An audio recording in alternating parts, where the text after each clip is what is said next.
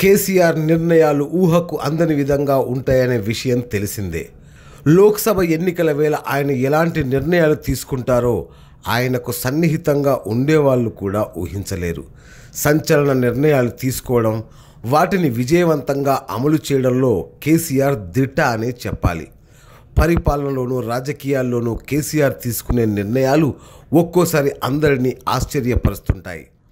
తాజాగా లోక్సభ ఎన్నికల సందర్భంగా తెలంగాణ ముఖ్యమంత్రి టీఆర్ఎస్ అధినేత కేసీఆర్ మరోసారి ఇలాంటి నిర్ణయమే తీసుకోబోతున్నారనే చర్చ అటు టీఆర్ఎస్ వర్గాలతో పాటు రాజకీయాల్లోనూ మొదలైంది. కరీంనగర్ ఎన్నికల సభలో వినోద్ కుమార్ను అభ్యర్థిగా ప్రకటించిన కేసీఆర్ నిజామాబాద్లో మాత్రం కవిత పేరును ఎందుకు ప్రకటించలేదనే దానిపై పలు రకాల సందేహాలు, ఊహాగానాలు వ్యక్తమవుతున్నాయి.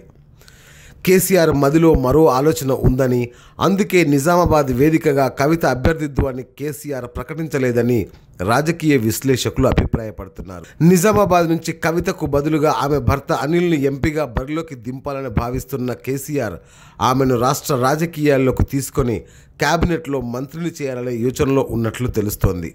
ఒకవేళ తనతో పాటు కవితను కేంద్ర రాజకీయాల్లోకి తీసుకెళ్లినా తనతో పాటు ఆమెకు కేంద్ర మంత్రివర్గంలో చోటు దక్కే అవకాశాలు ఉండవనే ఉద్దేశంతోనే కేసీఆర్ ఈ రకమైన ఆలోచన చేసి ఉంటారనే టాక్ వినిపిస్తోంది.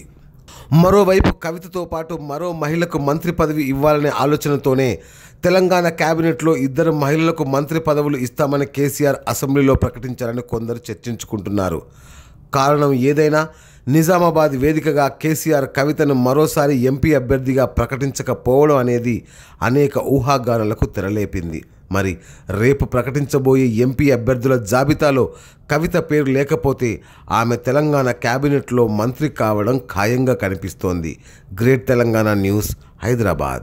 నిరంతర న్యూస్ అప్డేట్ కోసం ఛానల్ ను సబ్స్క్రైబ్ చేయండి. పక్కనే ఉండే బెల్ సింబల్ ను క్లిక్ చేయడం మర్చిపోకండి. అప్డేట్స్ ని మిస్ అవ్వకండి. Thanks for watching. Please like, comment, share. Follow on Facebook, Google+, Twitter, Instagram. For more updates, please subscribe Great Telangana TV.